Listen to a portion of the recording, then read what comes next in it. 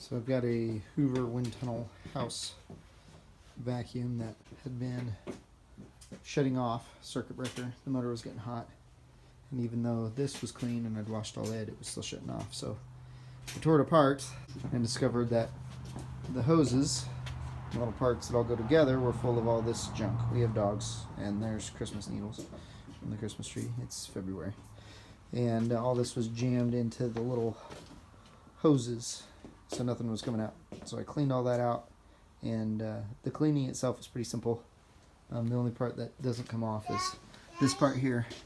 So I ran a rag through that and cleaned it up, but everything else I took apart. I'll show you those. So here's all the parts that I took apart to clean, and I should have started this video before the breakdown, but you'll get the idea. I'm going to put everything back together. So this hose was completely chock full of dog hair junk, and obviously the roller, I'd cleaned that a few times, but it's still wrapped up with hair. I have 2 daughters with long hair.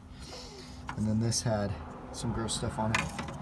And probably the worst was this, because I don't have a carpet shampooer, and my dogs are disgusting and threw up on my carpet, brand new carpet, not long ago. And so I used this like a wet vac, and the barf had all dried inside there, so it was extra gross, but I washed it out. And then this little piece here was pretty full of junk too. It was completely full of hair, but it had dried dog vomit in it. So that had to be cleaned, and this had to be cleaned. And I'll show you where all these go back together. But those are the 5 pieces that need to be cleaned out, that you have to take screws out and stuff. And it's all pretty straightforward. It's just a handful of screws. This was probably the hardest piece to, this was the hardest piece to get out, because that handle. Sorry, I got a highway behind me. And my girls have oranges. Hold on. That part didn't want to come out, and then it finally just came out, and it always scares me when I mess with plastic. So we'll show you how it all goes back together in a minute. I might have been able to pull that pin out, but I didn't want to, because I was afraid I wouldn't be able to get it back together. And there is a big spring that goes right there. I'll show you. Don't forget to do that if you tear one of these. Okay, so putting this thing back together. Here's all the screws that came out of it. They're all the same, so you're not going to keep track of what goes where. This is that spring that I was telling you. Gotta make sure that goes back in the right spot, and I'll show where that goes on the bottom. Hose here. This hose right there goes onto this hose, and then the other end of this hose connects to that. So you gotta run the hose through there, so don't connect all 3 together first. I'm gonna connect. That's how that needs to go through there after you connect it, and then you put 2 screws. 1 screw there, and another one above. And like I said, the good news is all the screws are the same, so you can't mess that up. Okay, so now the next step, get your hose through there, you flip your vacuum to where it's upside down and unlocked on this part with the little foot unlocker deal. Get your hose coming through. That's going to connect to this part. The hardest part I had getting it apart was getting the hard floor carpet switch through, and you just have to mess around with it until the angle gets just right. And the problem is this long part here, right there where my thumb is made to catch on a nub right in there, and so it's actually wider, so you sort of have to constrict things, and then this, where the screw holds everything together in this part right there, is wide as well. So you just gotta mess with it until you get the angles just right, and then it'll pop out. But it's kind of a bear, and there was no way I was gonna be able to film that because I don't have a tripod. So I'm gonna connect the hose. Make sure you get that all the way on, because it'll kind of pop on, and then it needs to go a little further after that.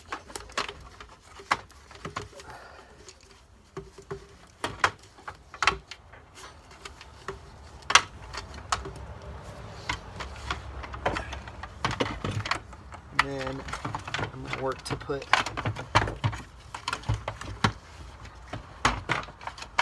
this part here back through this hole, which was a real pain in the neck taken out. I'm hoping maybe I magically find the spot as I put it back in. It just goes in, but we'll see. Hopefully this is staying in firm. And actually something that might be helpful is to keep this loose as I'm doing this, so it gives you some slack on that tube. Now that I think about it, that would be helpful as well. And that can move around.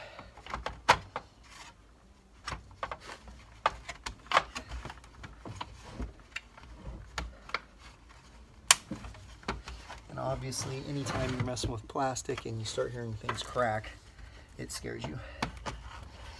Or it does me.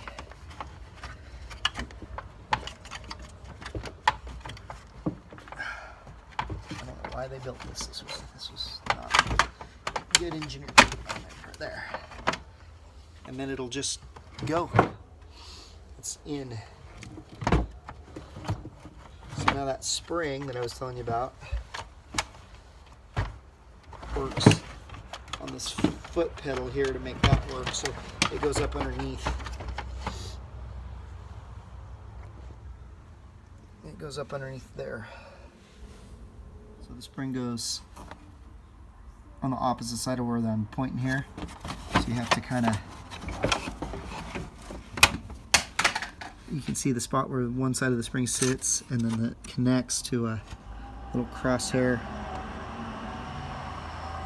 looking thing there. So I'll connect it and then show you what that looks like. Alright, so there's the spring in place, and unfortunately I can't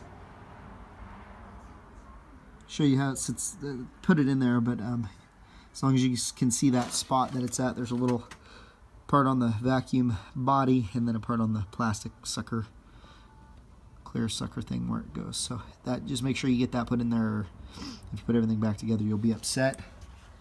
And then after that, don't forget to put your drive belt.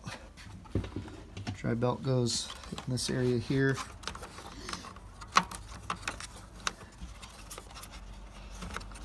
You can probably put the belt on after all the screws, but I'm going to go ahead and put it on now. And it goes over that drive line, drive shaft, I guess is what that would probably be called actually. Drive shaft. So get it over the drive shaft. And I think that there's a,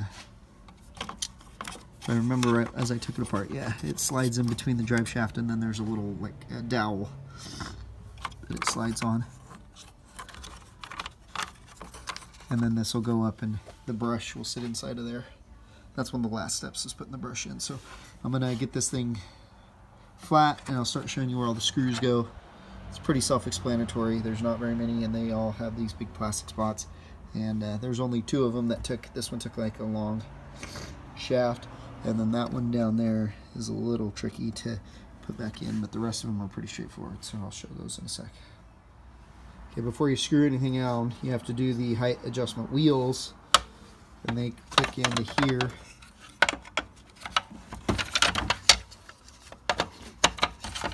And then just slide in that slot, and then what holds them in place is when you turn it, it changes the size of that.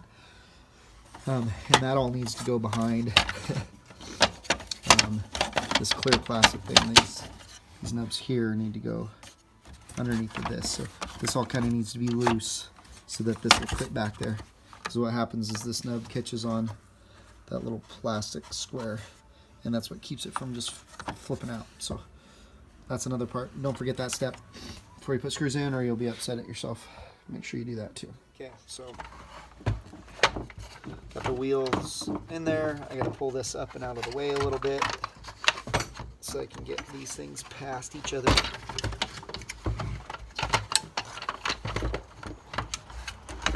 There you go. See, it just kind of pops in place, and then you'll know you have everything right where it needs to be, because all the screw holes will finally line up.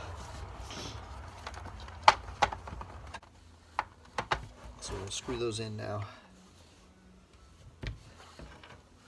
And like I said, you need a longer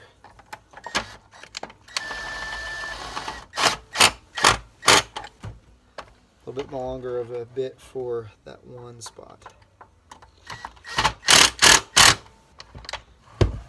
And remember, it's plastic, so don't overdo it. I'm using a power tool here, but you don't have to. And obviously a screwdriver would work. I just go easy with my little impact gun, and as soon as it makes its first click, I just stop. So the other part of this is some of these screws hold this on, so don't put those screws in yet, which is a mistake I just made.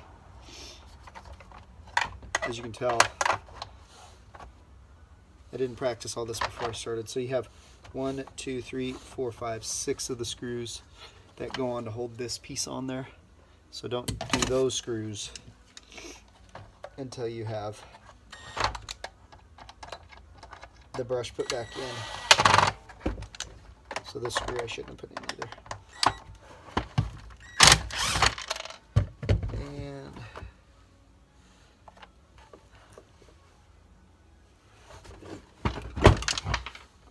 dropped the screw, but I got it back. Okay, so that one screw that's tough to reach, you just got to get it down in there. And then I can't show you that close enough, but you get the idea. It's underneath the wheels.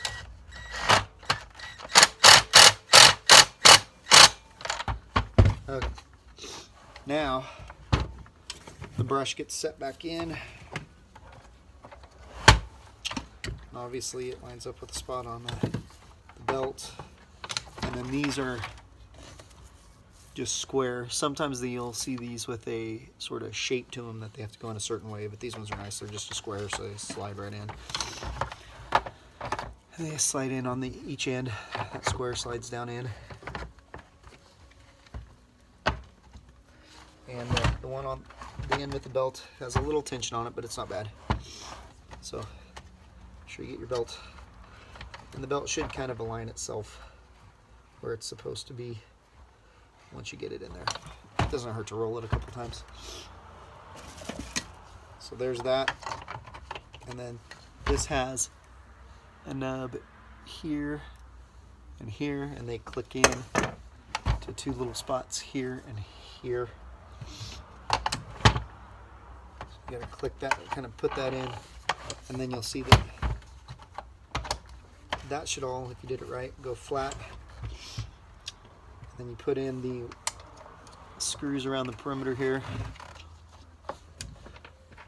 One up there away from everything, and then the others are around kind of the brush cover, you might call it. I don't know. Probably names for all these. Keep in mind, I clean this thing pretty regular on the can, but I haven't tore it apart and done the brush in a while. So it just pets, things get pretty gross, you know.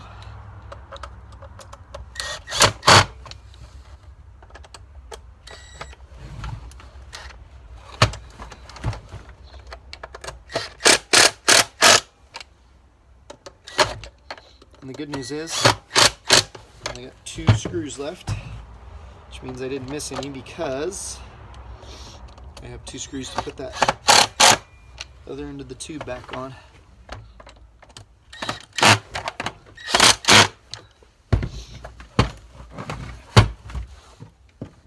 Those 2 guys there just need to go in here. So learn from my mistakes there. Might watch the video all the way through so that you don't make these little mistakes that I did before you come out and try putting it together.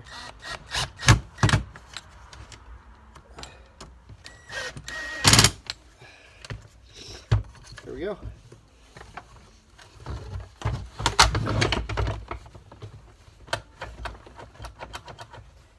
That seems to be it.